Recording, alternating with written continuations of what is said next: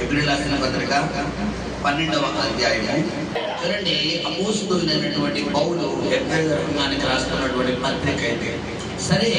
ఇక్కడ వాక్యం ద్వారా మరి మనతో మాట్లాడుతున్న విధానం ఏంటంటే పిల్లలు, మొట్టమొదటిగా మనం చదువుకున్న 5వ వచనం, నా కుమారుడా ప్రభు చేయు శిక్షను తృణీకరింపకుము. హల్లెలూయా. చూడండి, దీనికి ఉదాహరణ కింద వివరిస్తూ మనతో మాట్లాడుతున్న ప్రతి ఒక్కరు కూడా శ్రద్ధగా వాక్యం వినాలి. హల్లెలూయా. ఏమని చెప్తున్నారంటే, తల్లిదండ్రులు అన్నవారెవరు కూడా, బిడ్డలు అన్నవారెవరు కూడా తల్లిదండ్రుల యొక్క దండన పొందకుండా ఎదగరు. అవునా కాదా? చిన్న బిడ్డలు వారి చిన్నతనం నుండి వారు ఒక స్థాయికి వచ్చే వరకు ఏదో ఒక దశలో ఏదో ఒక సందర్భంలో ఎవరి యొక్క దండన పొంది ఉంటారు. అవునా కాదా? ఇప్పుడు వచ్చి ఇక్కడ పేరెంట్స్ అంతమంది చేతులు పైగా తల్లిదండ్రులు, పేరెంట్స్ తల్లిదండ్రులు. ఓకే పిల్లరా, తల్లిదండ్రులుగా ఉన్న మీకు ఒక ప్రశ్న వేస్తున్నాను. ఏంటంటే, మా చిన్నప్పటి నుండి మా పిల్లలు పుట్టినప్పటి నుండి ఇప్పుడు దాకా ఒక దెబ్బ కూడా వేయలేదన్న వాళ్ళు ఎవరు కదా? ఒక్క దెబ్బ కూడా వేయలేదన్న వాళ్ళు ఎవరో ఉండరు. దేవుడి గారు వేయలేదని ఒక దెబ్బ కూడా వేయలేదు. ఒక దెబ్బ కూడా. Okay, super. దేవుడు దీవించిన గాక. చూడండి, బైబిల్ చెబుతుంది దెబ్బ వేయడమే అక్కర్లేదు. మనం ఒక మాట అంటే కూడా ఏంటి, దెబ్బ వేసినట్టే. ఇప్పుడు కొంతమంది తిడతారు, అది ఏంటి దేనితో సంబంధం? కొట్టినట్టే. హల్లెలూయా. గమనించు సహోదరి సహోదరుడా, ఇక్కడ తండ్రి లేదా తల్లి శిక్షించలేనటువంటి కుమారుడు వర్ధిల్లడంట. బైబిల్ చెప్తుంది, ఇక్కడ తండ్రి శిక్షించే కుమారుడు ఎవరునంట? వర్ధిల్లు. అయితే ఇక్కడ ఏమన్నాడంటే పిల్లరా, నా కుమారుడా ప్రభువు చేయు శిక్షను తృణీకరింపకు. శిక్ష అంటే పనిష్మెంట్. దేవుడు కొన్ని సమస్యల గుండా నేను ఎందుకు నడిపిస్తున్నాడు, కొన్ని పరిస్థితులు కూడా దేవుడు నేను ఎందుకు నడిపిస్తున్నాడు, కొన్ని కష్టాల కూడా దేవుడు నేను ఎందుకు నడిపిస్తున్నాడు అంటే, ఆ శ్రమ ద్వారా, ఆ కష్టము ద్వారా, ఆ ఇబ్బంది ద్వారా, ఆ నింద ద్వారా, ఆ అనారోగ్యం ద్వారా, ఆ ఇరుకు ద్వారా, ఆ యొక్క శోధన ద్వారా ఎవరిని దగ్గర చేసుకోవాలనుకుంటున్నాడు? ఆయన దగ్గర చేసుకోవాలనుకుంటున్నాడు. హల్లెలూయా. కాబట్టి ఇక్కడ ఏం చేయకూడదంటే తృణీకరింపకూడదు. తృణీకరించడం అంటే పిల్లరా త్రోసివేయకూడదు. చాలా మంది పిల్లలు తల్లిదండ్రులకు శిక్షణ ఏం చేస్తారు?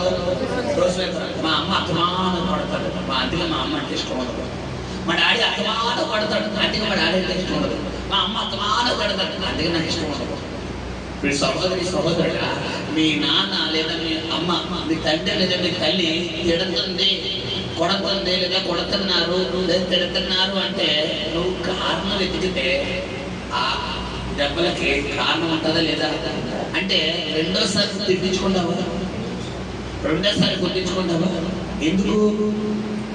నువ్వు పొరపాటు చేసావు కాబట్టి నీకు ఎవరు ఇస్తున్నారు పనిష్మెంట్? తల్లిదండ్రులు ఇస్తున్నారు. హల్లెలూయా. సో గమనించండి, ఇక్కడ తండ్రి శిక్షణ అంటే తండ్రి ఏదైతే శిక్ష వేస్తాడో అది మనల్ని మంచి మార్గంలో నడిపించడానికి తప్ప పిల్లరా అవిలా ఉంటారు. చూడండి, పరిగెట్టద్దు అంటే ఏం చేస్తారు? పరిగెడతాడు. ఆ ఇంట్లో మాకు ఒక కబోర్డ్ ఉంది, ఈ బట్టలు పెట్టుకునే కబోర్డ్. ఆ కబోర్డు ఫస్ట్ ప్లేయర్ నుంచి 3వ లేదంటే ఎక్కడ ఆ పిల్లలు తెలుసా పడతారండి. అలాగే ఏంటి ఆట, అది పట్టుకుని ఎక్కేయడం ఆట. మనం కూడా అదే వయసులో ఏం చేసేవాళ్ళు? అలాగే ఎక్కేవాళ్ళు. ఇప్పుడు చెబుతాం చెబుతాం చెబుతాం చెబుతాం చెబుతాం ఇంకా అరుచుకుని మన గొంతుకు పోవాలి తప్ప వాళ్ళు 2 తగిలితే ఏం చేస్తారు? ఇప్పుడు ఆల్రెడీ దెబ్బ తగిలిస్తాను, ఇప్పుడు రెండోసారి అనగానే నెక్కిది ఏం చేస్తుంది? ఇప్పుడు కొట్టకుండా ఆగిపోయిందా? అరుచుకొని అమ్మ అరుచుకొని డాడీ అరుచుకొని పర్వాలేదు అరుచుకొని అరుచుకొని అరుచుకొని అని ఏం చేస్తుంది? తన పని తందే. పిల్లరా మనం ఎక్కడో మనమే. హల్లెలూయా. ఇక్కడ గమనించు సహోదరి సహోదరుడా, తండ్రి శిక్ష అంటే తండ్రిని ఇచ్చే పనిష్మెంట్ ఏదైతే ఉందో అది దేవుడు నిన్ను ఆయనకు దగ్గర చేసుకోవడానికి ఇచ్చే పనిష్మెంట్ గా మారాలి తప్ప నువ్వు దేవుడి నుండి ఏమవ్వకూడదంట? దూరం అవ్వకూడదంట. హల్లెలూయా. గద్దించండి. తర్వాత చదువుకున్నాం 2వ వచనం, తర్వాత 6వ వచనం. ఆయన నిన్ను గద్దించినప్పుడు విసుకకు. చాలా మంది ఏం చేస్తారు కదా, విసుకుడు. ఏం దేవుడు ఏంటో ప్రార్థన చేస్తున్నాం, కార్యాలు అవుతలేదు. చర్చిపోతున్నాం, కార్యాలు అవుతలేదు. కానుకలు వెళ్తున్నాం, కార్యాలు అవుతలేదు. ఉపవాసం ఉంటున్నాం, కార్యాలు అవుతలేదు. అసలు ఏ దేవుడు ఏంటో నాకు ఏం అర్థం కావాలి అని ఏం చేస్తారు ప్రజలు? విసుక్కుంటారు. నువ్వు దేవుడిని విసిరితే నీ కార్యాలు ఇంకా ఆలస్యం అవడం తప్ప ఏమవుతావు చెప్పాలి. నీ కార్యాలు ఇంకా ఆలస్యం అవడం తప్ప నీ సహోదరుడా నీ జీవితంలో కార్యాలు జరగవు. కాబట్టి దేవుడి మీద ఏం చెందకూడదంటే విసుగుదలు చెందకూడదు, సనకూడదు. కొంతమంది ఏం చేస్తారు కదా, సనుగుతారు. అంటే ప్రార్థన చేయించుకున్నాం, ఏం జరగలేదు. కానుకెళ్తున్నాం, ఏం జరగలేదు. ఉపవాసం ఉన్నాం, ఏం జరగలేదు. సహోదరుడా నీ జీవితంలో కొన్ని కార్యాలు ఆగుతున్నాయి అంటే అది దేవుడి చిత్తం కాదని అనుకుంటే మంచిది. కొన్ని కార్యాలు ఆగుతున్నాయి అంటే దానికంటే నీ బెస్ట్ దేవుడు సిద్ధపరచాడు అనుకుంటే మంచిది. హల్లెలూయా. కొన్ని జరగడం లేదు అంటే దీని తర్వాత దీని ద్వారా దేవుడు నాకు ఏదో అనుభవం నేర్పుతున్నాడు అనుకుంటే మంచిది. హల్లెలూయా. అలా అనుకోకుండా అందరూ బాగుంటారు, అందరి జీవితం బాగుంది, అందరి కెరీర్ బాగుంది, అందరి లైఫ్ బాగుంది. నా జీవితమే అయిపోయింది, నా పరిస్థితి ఎలా అయిపోయింది, నా కుటుంబం ఎలా అయిపోయిందని కనుక ప్రతి సహోదరుడా నీవు కనుక దేవుడికి వ్యతిరేకంగా సునిగినా, దేవుడికి వ్యతిరేకంగా మాట్లాడినా, దేవుడికి వ్యతిరేకంగా నువ్వు ఆలోచించిన నీ జీవితంలో నువ్వు ఏం పొందుకోలేవు చెప్పాలి, ఆశీర్వాదాలు పొందుకోలేవు. హల్లెలూయా. మొట్టమొదటిగా దేవుడు వాక్యం ద్వారా ఏం మాట్లాడుతానంటే పిల్లరా, తండ్రి శిక్షణ ఏం చేయకూడదంట, నువ్వు దేవుడు కొన్ని శ్రమల గుండా నేను నడిపిస్తున్నప్పుడు, కొన్ని కష్టాల గుండా నడిపిస్తున్నప్పుడు, కొన్ని ఇబ్బందుల గుండా నడిపిస్తున్నప్పుడు, కొన్ని పోరాటాల గుండా దేవుడు నేను నడిపిస్తున్నప్పుడు నువ్వు తృణీకరించకు, రిజెక్ట్ చేయకు. ప్రభువా ఏదైనా నీ స్తోత్రం, ఎలాగైనా నీ స్తోత్రం, ఏదైనా నీ చిత్తం చేయనాయన, నువ్వు ఎలా చెబితే నేను అలా చేస్తాను. పిల్లలు ఉన్నారు, మనం చెప్పిన మాట లేదు. 1-2 దెబ్బలు తగిలిసరికి ఏంటి ఏమంటారు అది నువ్వు ఎలా చెప్తావు కదా. ఈ మాట ముందే ఉండొచ్చు కదా, ఈ మాట ముందు దగ్గరలో నేను చేయనండి కింద కూడా నేను వెళ్ళాం 2 తగిలేస్తాం. ఏం తెమ్మంటావు, ఏడగలమంటావు, ఇంకేడగలను, అది ఒకటేనా? ఇప్పుడు ఇదేదో ముందే ఉంటే దెబ్బలు తగ్గుతాయా? ఎగ్జాక్ట్లీ మనం కూడా పరమలోక తండ్రి విషయం అర్థం. దేవుడు అంటాడు అబద్ధం ఆడకూడదు, అబద్ధం ఆడకూడదు, 2 తగిలిస్తాడు. సరే ఇంకెప్పుడు అబద్ధం ఆడ తక్కువైపోయింది. ఇప్పుడు తండ్రి శిక్ష నువ్వు రిజెక్ట్ చేయకూడదు, తృణీకరించకూడదు. రెండోదిగా చెప్తున్నాడు పిల్లల, తర్వాత ఆయనను గద్దించినప్పుడు విసకూడదు. మూడవదిగా చెప్తున్నాడు ప్రభువు తాను ప్రేమించు వారిని శిక్షించి తాను స్వీకరించు ప్రతి కుమారుని దండించును అని కుమారులతో సంభాషించినట్లు మీతో సంభాషించు ఆయన హెచ్చరికను మరచితిరి. హల్లెలూయా.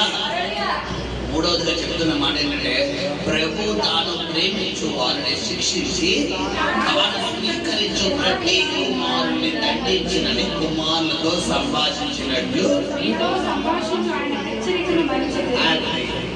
ఇప్పుడు అర్థమైందా నీకు శ్రమలు ఎందుకు వస్తున్నాయో? ఇప్పుడు అర్థమైందా కష్టాలు ఎందుకు వస్తున్నాయో? ఏంటంటే ఎంత క్లారిటీగా దేవుడు చెప్తున్నాడు, ప్రభు తాను ప్రేమించు వారిని శిక్షించి. ఇప్పుడు ఈ మాటకు ఉదాహరణ చెప్తాను.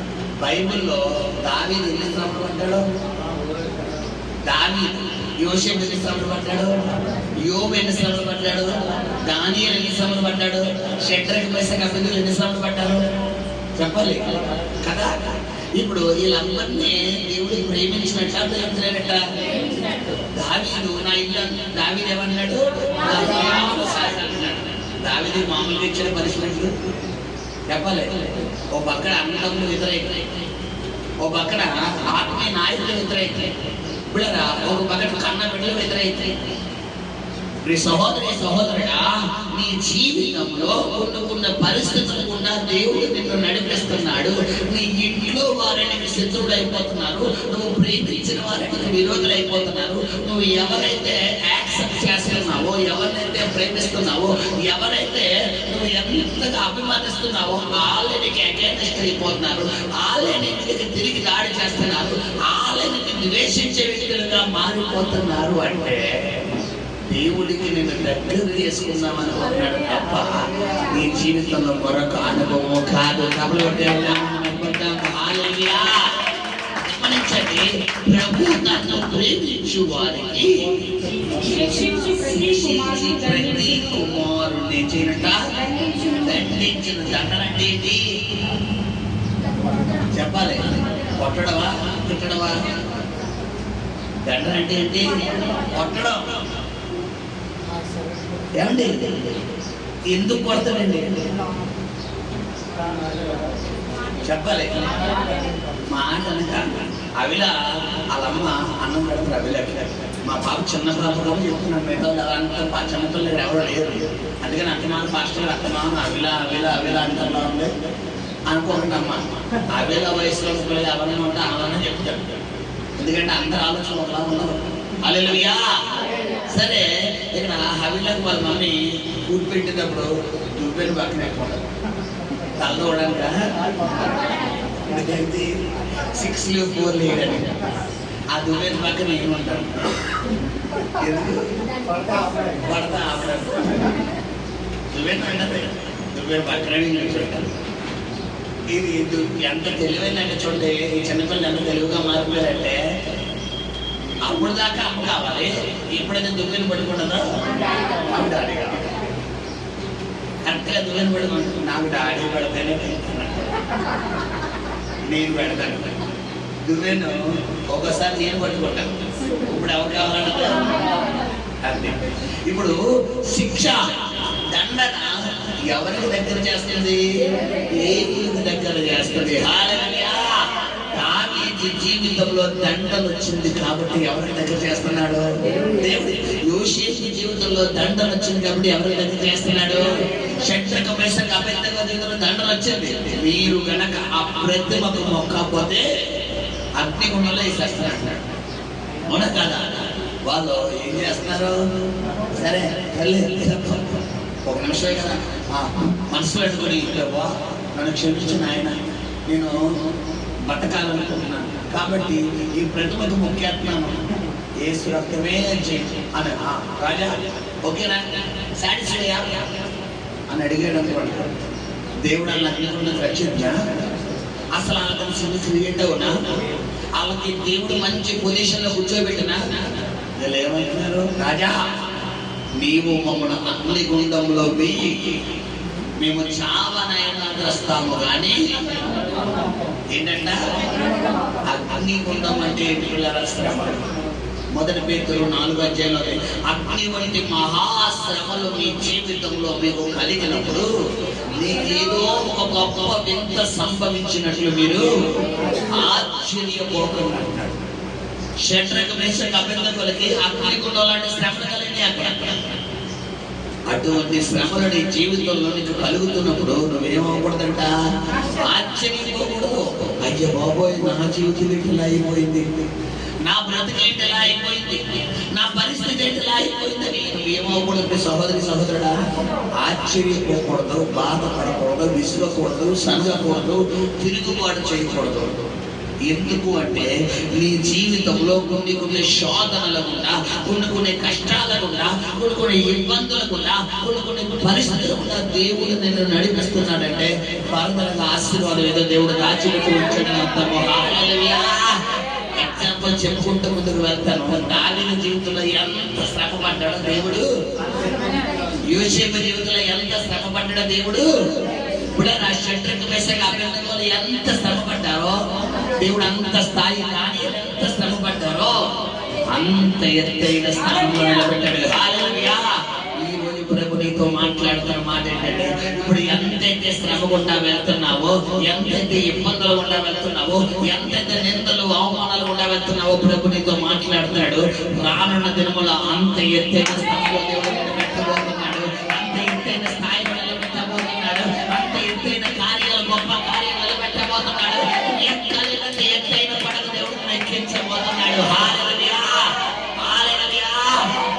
ఆజ్ఞాపించాడు. తర్వాత చదువుకుందాం, చదువునా. అని కుమారులతో సంభాషించినట్లు ఆయన కుమారులతో సంభాషించినట్లు మీతో సంభాషించు ఆయన హెచ్చరికను మరచితిరి. అది ఎందుకో తెలుసా? నీకు కష్టాలు పోవడం లేదు, ఆయనతో మాట్లాడడం మానేరు. సంభాషించడం అంటే ఏంటి? మాట్లాడడం. ఆయనతో సంభాషణ ఏం చేసామంటే మనం మర్చిపోయాం. సంభాషణ అంటే మాట్లాడడం అంటే ఏంటి? ప్రార్థన చేయడం. నువ్వు ప్రార్థన మానేసావు కాబట్టి కష్టాలు. నువ్వు దేవుడితో మాట్లాడటం మానేస్తున్నావు కాబట్టి కష్టాలు. నువ్వు దేవుడికి సమయం ఇవ్వట్లేదు కాబట్టి కష్టాలు. మనుషులు చెప్తారు కొంతమంది, ఇప్పుడు గంట, 2 గంటలు, 3 గంటలు, 4 గంటలు, 5 గంటలు, 6 గంటలు, ఎన్ని గంటలు అంటే అన్ని గంటలు. కొంతమంది ఫోన్ చెప్తారు, ఎప్పుడు స్టార్ట్ చేస్తామో తెలియదు. అలా నొక్కుతూ ఈ మధ్యకాలంలో సైతాన్ యూట్యూబ్లో తగలడిపోయింది కదా. ఈ షార్ట్స్ అనేది ఒక సైతాన్ అనమాట. ఇప్పుడు ఆ షార్ట్ 1 మినిట్ ఉంటుంది, అది అలా తిప్పుతుండగానే మొన్న రీసెంట్గా ఒక రీసెర్చ్ వచ్చిందట. ఒక మనిషి సగటున ఒక రోజుకి 2000 నుండి 5000 వీడియోలు చూస్తాడట.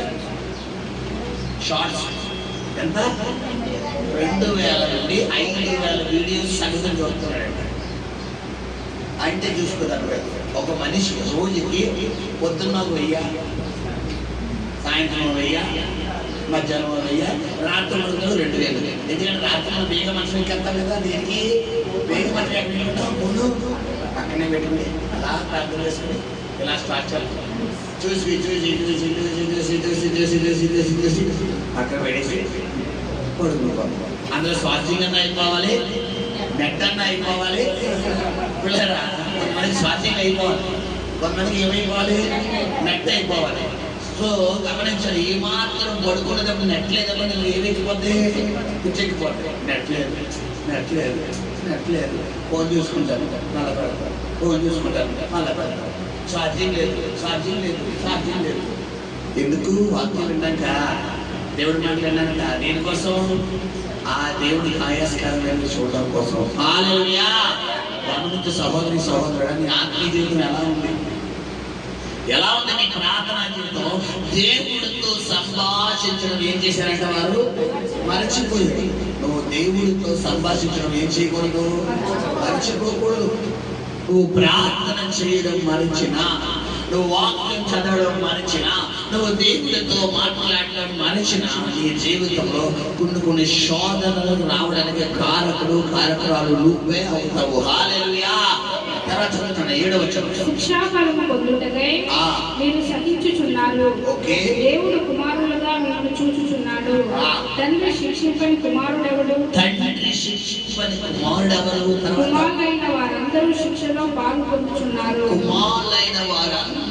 శిక్షలో పాల్గొనుచున్నారు. మీరు పొందని ఎడల దుర్బీజులే గాని కుమారులు కారు.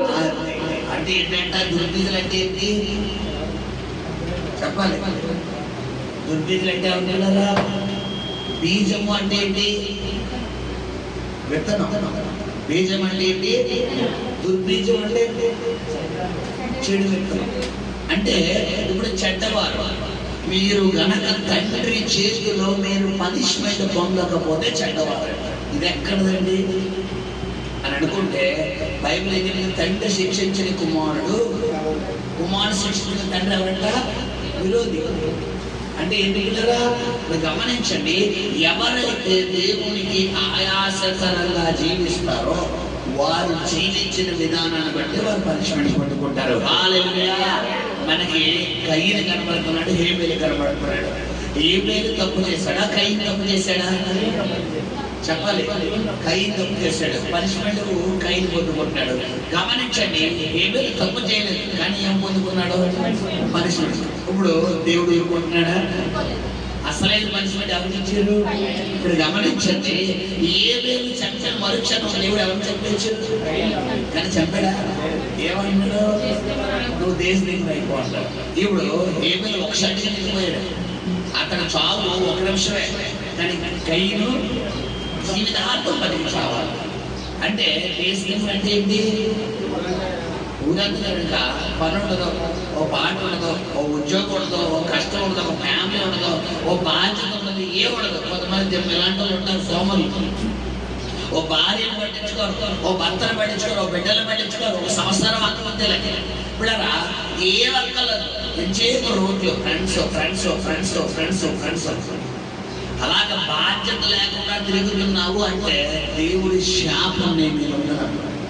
కొంతమంది భర్తలు చూడండి, భార్యను బాబు ఇప్పుడరా ఒక ఈ అమ్మాయి కష్టపడతారు, తినే వెళ్ళి ఉద్యోగం చేసుకుంటారు, తినే వెళ్ళి వ్యాపారం చేసుకుంటారు, తినే బాబు అక్కడ ఇక్కడ పాస్పోర్ట్ చేసుకుంటే ఎవరు పోషించుకుంటారు బాబు, పిల్లల్ని పోషించుకుంటారు, కుటుంబాన్ని పోషించుకుంటారు. పైగా ఈయన కష్టపడకపోగా ఎవరు దానడం రాసిస్తాడో ఆ కష్టపడిన భార్య అన్నాడు.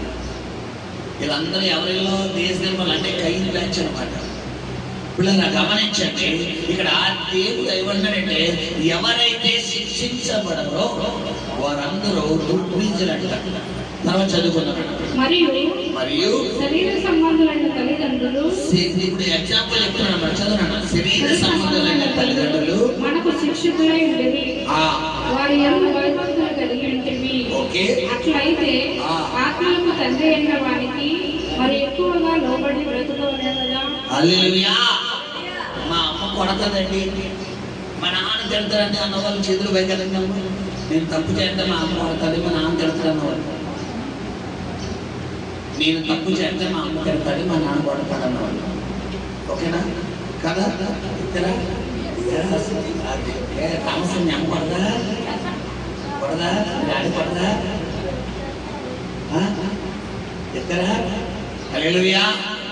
ఓకే, ఇప్పుడు తల్లిదండ్రులు అంటే భయం ఉండడం వల్లే కదా మీరు, అవును కదా?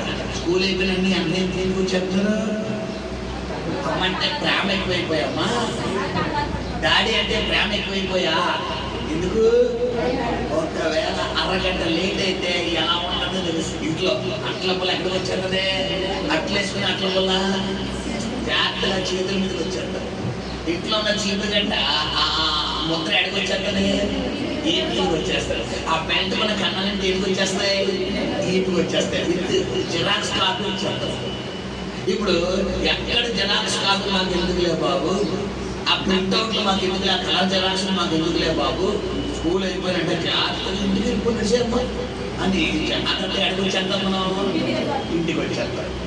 ఒక రోజులో ఏ టైం అనుకోండి వదిలేస్తారు, 2 రోజులు ఏ టైం వదిలేస్తారు, 3వ రోజు ఏం పనులు రెడీగా ఉంటారో ఆయుధం పట్టుకుని రెడీగా ఉంటారు. ఇప్పుడు నీకు ఎలా ఉంటుంది, బయట బాగా ఆడేస్తావు, గంట 2 నెలలు బాగా తిరిగేస్తావు. జాగ్రత్త ఇటు ఉంటుంది. అమ్మ ఏం చేస్తుంది, స్త్రీ చేశారు. హల్లెలూయా.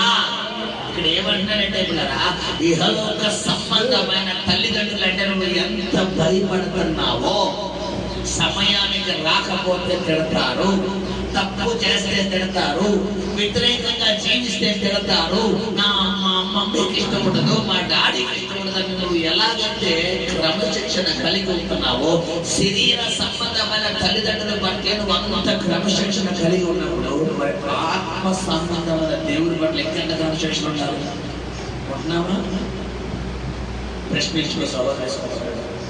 నీకు నచ్చింది చూస్తున్నావు, నీకు నచ్చింది మాట్లాడుతున్నావు, బూతులు మాట్లాడుతున్నావు, పాపం కళ్ళతో పాపం చూస్తున్నావు, పాపం నీ శరీరంతో పాపం చేస్తున్నావు, పాపం ఆలోచించుకుంటున్నావు, పాపాన్ని హృదయంలో ధరించుకుంటున్నావు, పాపముగా నువ్వు ప్రయత్నం చేస్తున్నావు. ఇన్ని చేస్తుంటే నువ్వు దేవుడంటే భయం ఉందా లేక? చెప్పాలి. దేవుడు చేతనమ్మా, దేవుడికి ఖండించలేదా? ఆయన దండన ఎలా ఉంటుందో తెలుసు కదా, బైబిల్ ఏం చెప్పింది? ఆయన కోపము నిమిషం మాత్రం, ఆయన దయ ఆయుష్కాలం. 1 నిమిషం ఎందుకు అంటున్నాడు ఆయన? చెప్పాలి.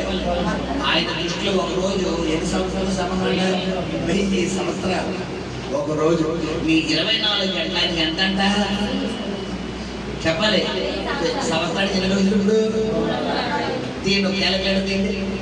సంవత్సరానికి 365 రోజులు, 365 రోజులు ఇంటూ 10, 3650 రోజులు. రోజుకి 24 గంటలు. రోజుకి 24 గంటలు అంటే 24 గంటలు ఇంటూ 3650 పట్టండి. 24,000 24 into 3600 87,600. 87,600 divided by 60. 47,600 divided by 60 నిమిషాలకు 60 సెకండ్లు కదా, గంటకు 60 నిమిషాలు. అంటే ఇప్పుడు దేవుడు ఇచ్చే పనిష్మెంట్ అంటే తెలుసా మీకు? ఆయన తలుచుకుంటే 1460 కడతాడు ఒక నిమిషం. అంటే మీ భారతలో చెప్పాలంటే ఇప్పుడు 1460 గంటలు అంటే రోజుకి ఎన్ని గంటలు? అంటే ఇప్పుడు 24 డివైడెడ్ బై 1460 కొట్టండి. 24 డివైడెడ్ బై 1460 ఎంత? నీ ఆయుష్ కూడా సరిపోతుంది, నీ ఆయుష్ కూడా సరిపోతుంది. ఇప్పుడు చెప్పండి, ఆయన దృష్టిలో ఒక నిమిషం అంటే ఎంత? దేవుడు కోపం నిమిషమే కదా అన్నాడు. ఆయన కోపంలో ఒక నిమిషం, ఆయన దయ ఆయుష్ కాలం చాలు 80 సంవత్సరాలు. మహా అయితే డెఫినెట్లీ ఇక్కడ అంతే, మహా అయితే కాల్ చేయడం ఇక్కడ అంతే. నువ్వు అనుకుంటున్నావు ఒక నిమిషం అని, నీ దృష్టిలో ఒక నిమిషం, ఆయన దృష్టిలో ఒక నిమిషం అని చెప్పేస్తాడు. మొదటి పేతురు గ్రంథంలో అంత వివరంగా ఆయన అక్కడ వివరంగా రాశాడే.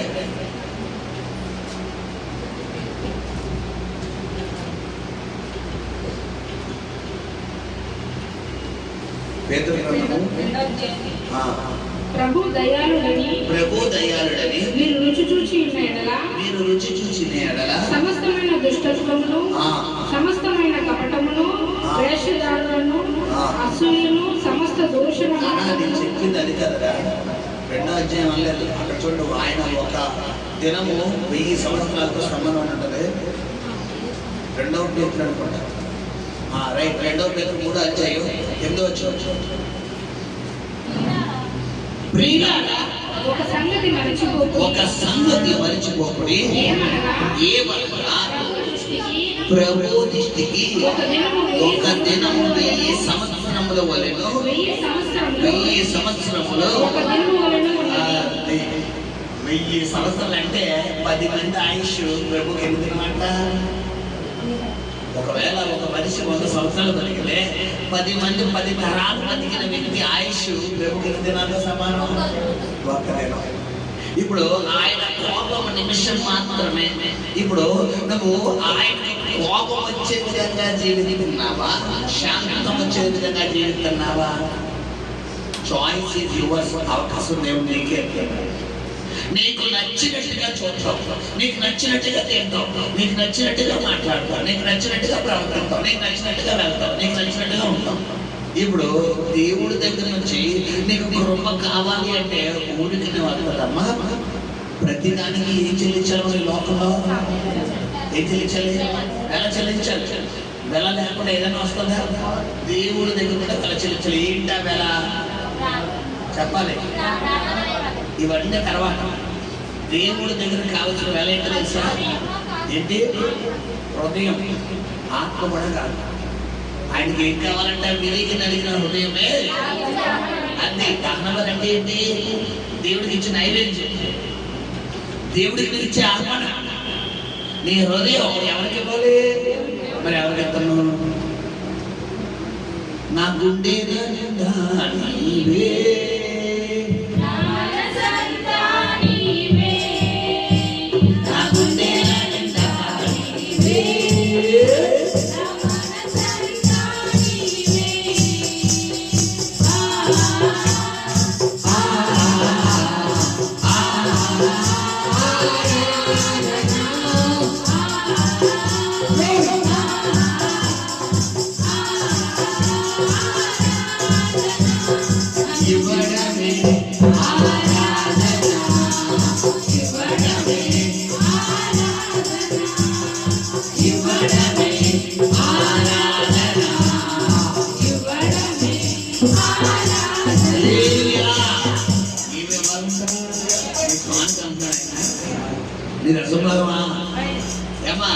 ఆకాశం ఉన్నటువంటి పక్షులన్నీ ఆయనే, సముద్రంలో జీవులన్నీ, 1000 కోటల మీద జీవులన్నీ, జంతువులన్నీ. ఇంకే విధమైంది? ఒక చిన్న గొర్రెపిల్ల తీసుకొచ్చి చేసే, ప్రభా నేను నీకు గొర్రెపిల్లని ఇచ్చేసాను ప్రభా అన్నావా? 1000 కొండల మీద పశువులు నీవే. ప్రభువా నీకు ఒక గొప్ప తీసుకొచ్చి ఇచ్చానయ్యా, ఒక పావురం పిల్లలు తీసుకొచ్చి ఇచ్చానయ్యా. నమ్మకం ఆకాశముందు పక్షులన్నీ నాయే. ప్రభువా నేను నీకు దశభాగం ఇచ్చానయ్యా అంటే ఆకాశం సింహాసనం మరి ఇంకెక్కడ చేసాడు. కాబట్టి వీటిని బట్టి కాదండి ఎంతో తెలుసుకోండి. దేన్ని బట్టి అంట ఇవ్వడమే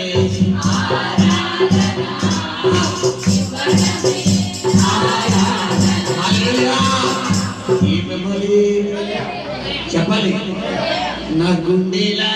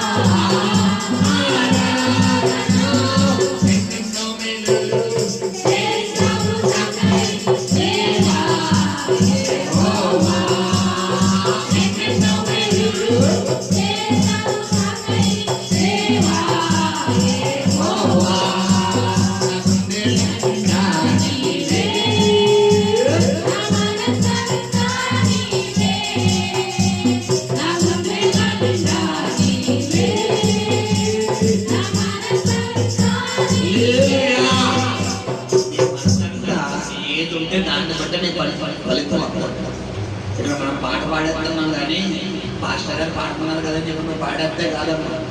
ఈ పాట ఎక్కడ కూడా ఉండాలి చెప్పాలి. ఇంట్లో కూడా ఉండాలి, నీ ఉద్యోగంలో కూడా ఉండాలి, నీ వ్యాపారంలో కూడా ఉండాలి. నువ్వు రోడ్డు మీదకి వెళ్ళినా, మార్కెట్కి వెళ్ళినా, ఎక్కడికి వెళ్ళినా నీ గుడిలో చేరుకోవాలి చెప్పాలి. దేవుడు మాటే బయటికి రావాలి. హల్లెలూయా. ఒకవేళ దేవుడు మాట కానీ వాక్యం కానీ రాకుండా వేరే మాట, వేరే ఆలోచన, వేరే పాట, వేరే క్రియలు ఏమన్నా వస్తే దానికి తగ్గ ఫలితం పొందుకుంటావు. హల్లెలూయా. చదువు. వారు కొన్ని దినముల మట్టుకు తమ ఇష్టము వచ్చినట్టు మనము శిక్షించింది గాని మనము తన పరిశుద్ధతలో పాలు పొందవలనని మన మేలు కొరకే ఆయన శిక్షించుచున్నాడు. పరిశుద్ధతలో పాలు పొందడం ఎక్కడమ్మా చెప్పాలి. పరలోక రాజ్యానికి నువ్వు రావాలని శిక్షిస్తాడు ఆయన. నీకు అర్థమైనప్పుడు పిల్లలు, మన పిల్లలు ఉన్నారు, నా వంశం పిల్లలు, మన పిల్లలు ఉన్నారు.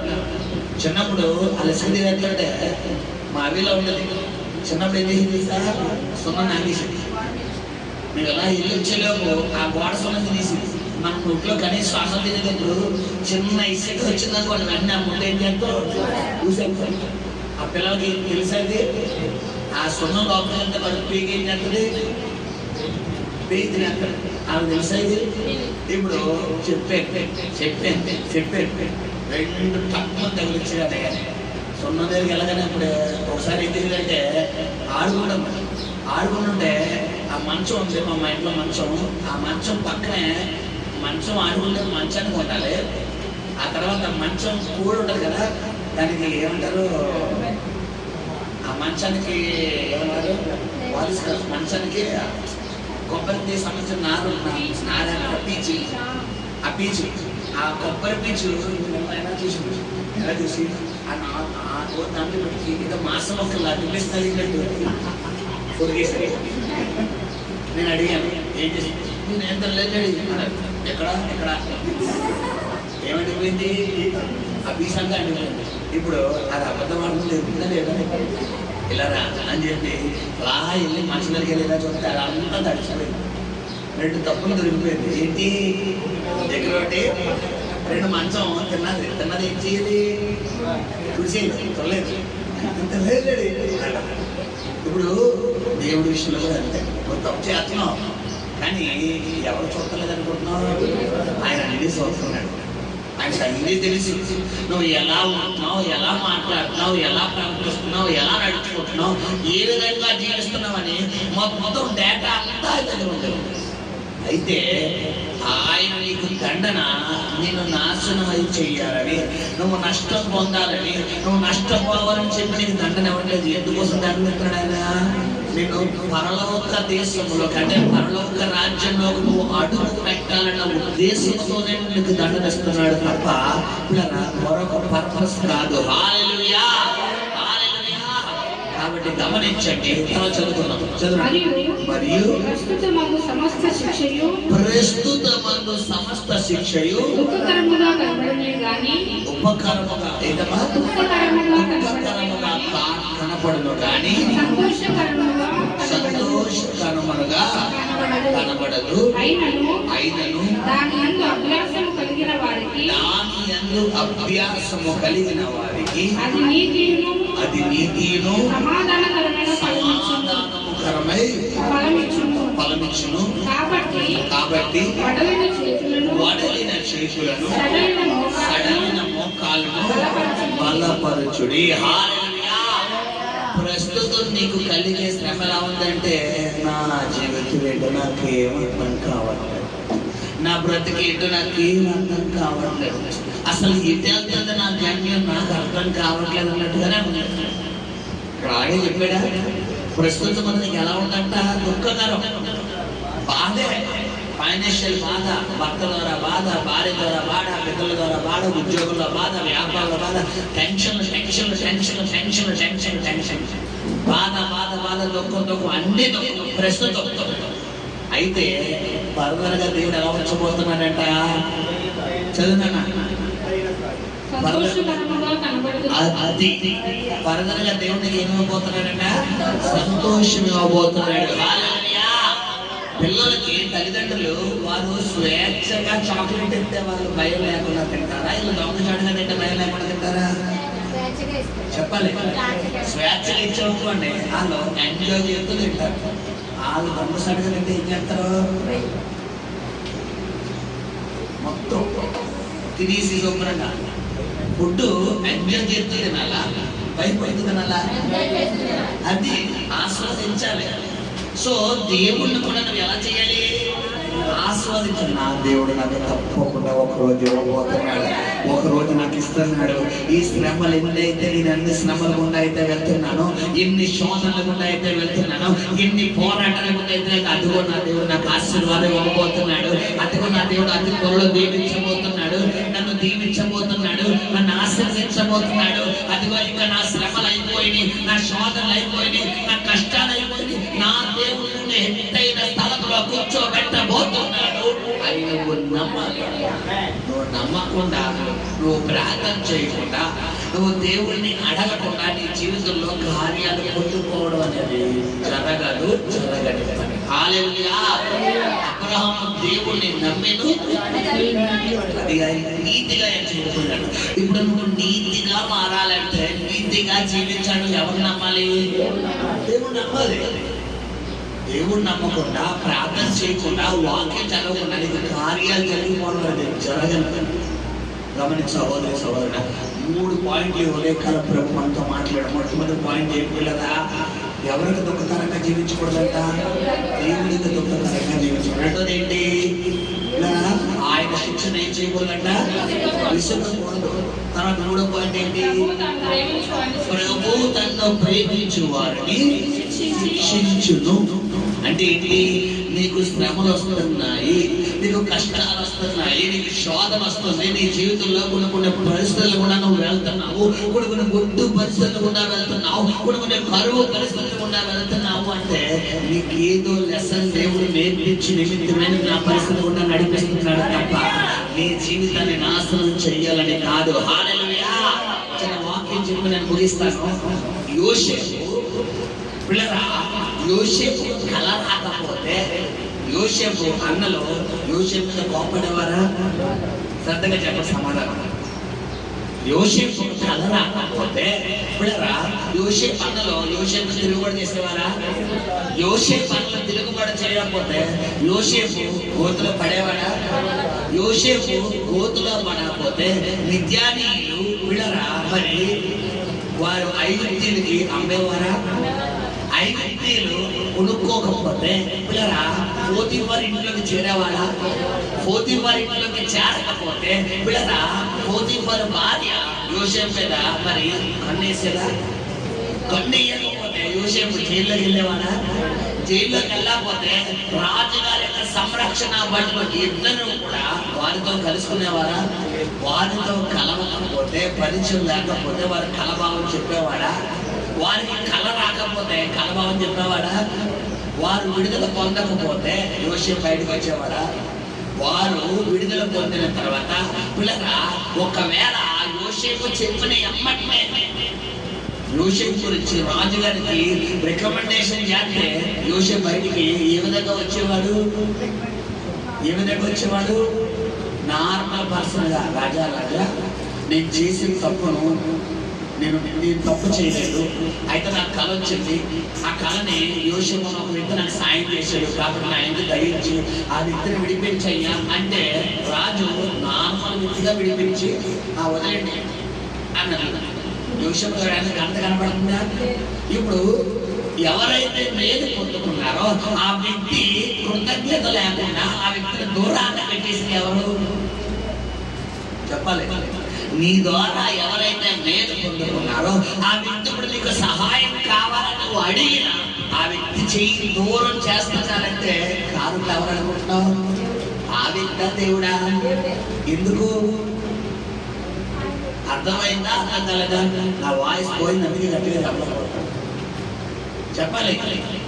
నీ ద్వారా మేలు పొందుకున్నవారు, నీ ద్వారా లబ్ధి పొందుకున్నవారు, నీ ద్వారా సహాయం పొందుకున్నవారు నీకు చెయ్యాలని అంటున్నారంటే కారణం దేవుడా వాళ్ళ? ఎందుకు?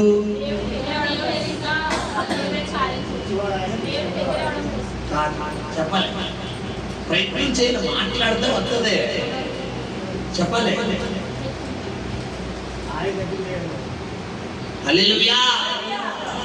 నీవు గనక ఆ మనుషుల మీద ఆధారపడ్డావు వాళ్ళు చెప్తారు, నువ్వు ఎవరికి థ్యాంక్స్ చెప్తావు? ఇప్పుడు ఏదో షాక్ వస్తుంది, మళ్ళీ ఎవరిని అడుగుతావు?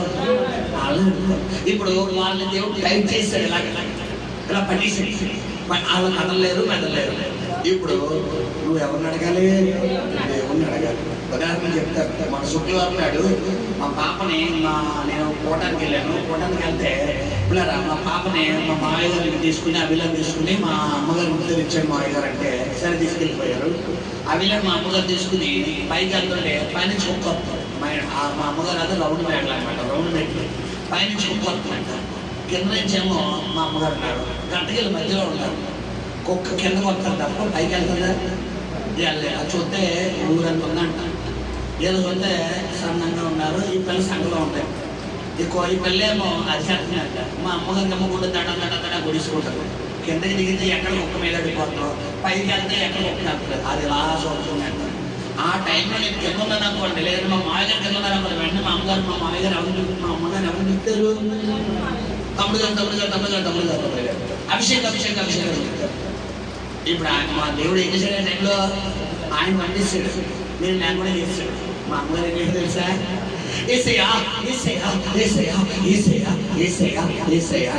వెంటనే కుక్క అరవకుండా సైలెంట్ గా కాపు మూసుకుని పక్కన వెళ్ళిపోయాడు. కలుపుతుందా కలదా? మామూలుగా కలుపుతుందా కదా? మామూలుగా అడుగుతున్నారదా? సైలెంట్ గా పంపించింది ఎవరు? అది. ఇప్పుడు ఆ తల్లి విశ్వాసం ఎలా బలపడింది? నా దేవుడు శుక్రవారం సాక్షి చెప్పలేదా? ఈ ఉదయకాలం ఎలా జరిగిందండి? నిజంగా యేసయ్య గొప్ప దేవుడు అండి. ఇది ఒక అనుభవం చెప్తున్న ఎగ్జాంపుల్ అన్నమాట, సాక్ష్యం అని కాదు. కొన్ని సందర్భాల్లో దేవుడు నీకు స్వయంగా సహాయం చేయడం కోసం, దేవుడు నీకు ఆయనే ప్రత్యక్షమవడం కోసం, ఆయన హస్తం డైరెక్టర్ గా నీ దగ్గరికి రావడం కోసం మనుషులు సహాయం ఏం చేస్తాడైనా? ఇది ఎత్తడు పెడతాడు. మనుషుల దగ్గర సహాయం రానివ్వడం, మనుషుల దగ్గర నుంచి నీకు ఏ చేతుడు వాదుడు రానివ్వడం. ఆయన అడ్డుగా నిలబడిపోతాడు. ఇప్పుడు అడ్డుగా నిలబడిపోయిన వ్యక్తిని నువ్వు వెళ్ళి అయ్యా నువ్వు కొన్ని తగ్గయ్యా అంటే ఆయన ఎత్తాడా? ఎందుకు అడ్డుగా నిలబడ్డాడు? నీ చూపు మళ్ళాలి ఎవరి వైపు? అది అంటే మన పరిస్థితులు కూడా మనము దేవునికి మొరపెట్టాలన్న ఉద్దేశంలోకి దేవుడు మనల్ని ఏం చేస్తాడో నడిపిస్తాడు. ఇక్కడ గమనించారా? కాబట్టి దేవుడు నీ జీవితంలో, సో ఇక్కడ యోసేపు జీవితంలో కనుక ఈ స్టెప్పులు ఏమీ లేకపోతే, యోసేపు ఐగుప్తు దేశానికి గవర్నర్ అవునా? చెప్పాలి. ఈ రోజు నీవు ఎన్ని శోధనల గుండా ప్రభు మాట్లాడుతున్నాడు, ఎన్ని శోధనల గుండా అయితే వెళ్తున్నావో, ఎన్ని పోరాటాల గుండా అయితే వెళ్తున్నావో, ప్రభు చెబుతున్న మాట ఏంటంటే అతి త్వరలో దేవుడు ఎత్తైన స్థానంలో నిలబెట్టబోతున్నాడు. ఎత్తైన స్థానంలో నిలబెట్టబోతున్నాడు. ఎంతగా శోషించబడుతున్నావో, ఎంతగా హింసించబడుతున్నావో, ఎంతగా మానసిక ఒత్తిడి గుండా వెళ్తున్నావో, ఎంతగా నా జీవితం ఏంటి, నా బ్రతికేంటి, నా పరిస్థితి ఏంటి, అసలు నాకేమీ అర్థం కావట్లేదు, ఈ మెంటల్ టెన్షన్ ఏంటి, అసలు ఆ కెరీర్ ఏమవుతుంది, ఏం జరుగుతుంది నాకు అర్థం కావట్లేదు అని ఎంతగా నలిగిపోతున్నావో ప్రభు నీతో మాట్లాడుతున్న మాట ఏంటంటే నిన్ను ఎత్తైన స్థానంలోకి తీసుకెళ్ళడం కోసమే, ఎత్తైన ఆశీర్వాదం ఇవ్వడం కోసమే, నువ్వు ఎక్కలేనది ఎత్తైన పండుగ ప్రభుని ఎక్కించి నిమిత్తమే దేవుడి శోధన గుండా నలగడుతున్నాడు. హల్లెలూయా, హల్లెలూయా, హల్లెలూయా. దీన్ని బట్టి చెప్పండి, తండ్రి శిక్షణ యాక్సెప్ట్ చేయాలా రిజెక్ట్ చేయాలా? మరి రిజెక్ట్ చేసిన వాళ్ళందరూ ఒకసారి గట్టిగా చెప్పండి. ఎవరు రిజెక్ట్ చేయలేదా? అందరూ రిజెక్ట్ చేసిన వాళ్ళు. నాకు ఎందుకు కష్టంగా తీసేయను ఆయన, ఈ బాధలతో తీసేయను ఆయన అండో. యాక్సెప్టా రిజెక్టా? చెప్పాలి. రిజెక్ట్ అది ప్రభువా. కానీ ఎన్ని శ్రమలు వచ్చినా నీవు నాతో నా చెయ్యిని విడవద్దు ప్రభువా, నువ్వు నా చెయ్యి విడవద్దయ్యా, నీవు నా చెయ్యి పట్టుకో, నేను ఏదైనా చేయించేస్తాను, ఏదైనా చేయించేస్తాను. అది కొలిగా అయితే నాకేంటి, అది ఎరుగు కూడా అయితే నాకేంటి, అది ఎర్ర సముద్రం అయితే నాకేంటి, అది గోదావరి నది అయితే నాకేంటి. నీవు నాతో ఉండగా, నీ కృప నాతో ఉండగా, నీ సన్నిధి నాతో ఉండగా, నా ముందు నిలబడేది ఎటువంటి బండ లాంటి శ్రమలైనా, ఎటువంటి ఎరుకోకూడదైనా, ఎటువంటి శోధనలైనా నా దేవుడు నాతో ఉండగా నడిపించేవాడాయన, విడిపించేవాడాయన, రక్షించేవాడాయన, తీసుకెళ్ళి నన్ను కానాను దేశంలో అడుగు పెట్టించేది ఆయనే. హల్లెలూయా, హల్లెలూయా. దీన్ని బట్టి శోధించబడిన పిమ్మట సువర్ణంగా మారుతావా, ఎక్కడగా మారుతావా? ఎందుకు లేపాస్ట్ గారు సువర్ణాలు అయ్యి నాకు వద్దులేండి బాబు, ఆ ప్లాస్టిక్ గా మారిపోయినా పర్లేదండి అంటే కరిగిపోతావు, ప్లాస్టిక్ అయితే ఒక్క సెకండ్ కూడా ఉండవు. వద్దులే పాస్టర్ గారు రోడ్డు కూడా అయిపోయినా అంటవా, ఎండిపోతావు, అలా మెరుగుపోతావు. బట్ బంగారం కాలిపోతే ఏమంటుంది, మెరుగొస్తానే ఉంటది, మెరుగొస్తానే ఉంటది. నువ్వు శ్రమలు కూడా వెళ్ళేకొద్ది యేసయ్యా, అబ్బా ఇంకా నీతో ఉంటానయ్యా, ఇంకా నీతో ఉంటానయ్యా, ఇంకా నువ్వు కావాలయ్యా, ఇంకా నువ్వు కావాలయ్యా. ఎవరైతే ప్రేమిస్తావో వాళ్ళ శత్రువులు అయిపోతారు, ఎవరైతే కావాలంటావో వాళ్ళే దూరం అయిపోతారు, ఎవరైతే వీళ్ళు నా సర్వం అంటావో వాళ్ళే పక్కన పెడతారు. ఎందుకు? నీ మీద పగ హర్ష ఎందుకు? చూడా, నువ్వు వాళ్ళు ప్రేమిస్తున్నావు, వాళ్ళలో ఉండి నేను నిన్ను ప్రేమిస్తున్నాను అని చెప్పి దేవుడు ఏం చేస్తాడు, ఆయన పక్కన పెట్టి హలో ఒకసారి ఇలా చూడు, నా చూడు, ఒకసారి నా వంక చూడు, ఒకసారి నా వంక చూడు అని నువ్వు తప్ప నాకు లేదయ్యా అని అన్న తర్వాత ఈ టైం లైన్ క్లియర్ చేస్తాడు. ఇప్పుడు ఈ టైం లైన్ క్లియర్ అవ్వాలంటే నువ్వు ఎవరు తిప్పాలి? అది. సో దీన్ని బట్టి మనం ఏం చేయాలంట, ఎవరిని ప్రేమించాలి?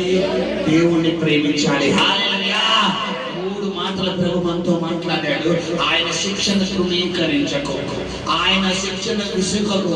3వది ఆయన ప్రేమించు వారిని ఆయన ఏం చేసినట్ట, శిక్షించు, దండించు. అంటే నీకు కొన్ని శ్రమలు ఆయన ఎలా చేశాడు, కొన్ని కష్టాలు ఆయన పర్మిషన్ ఇచ్చాడు. అంటే యోగు జీవితంలో కష్టాలు ఎందుకు పర్మిషన్ ఇచ్చాడు చెప్పాలి? 2 ఆశీర్వాదం ఇవ్వడం కోసం దేవుడు ఎందుకు ఇచ్చాడు? 2 ఆశీర్వాదం. ఇప్పుడు నీకు 2 కావాలా, 1 కావాలా? 2 కావాలంటే నువ్వు పడుతున్న శ్రమలో ఎవరి సహాయం కోరాలి? దేవుడి సహాయం కోరడం, దేవుడి కార్యాలు కోరుకుంటాం. కళ్ళు మూసుకొని ప్రార్థించాను. పరిశుద్ధము నమ్మకము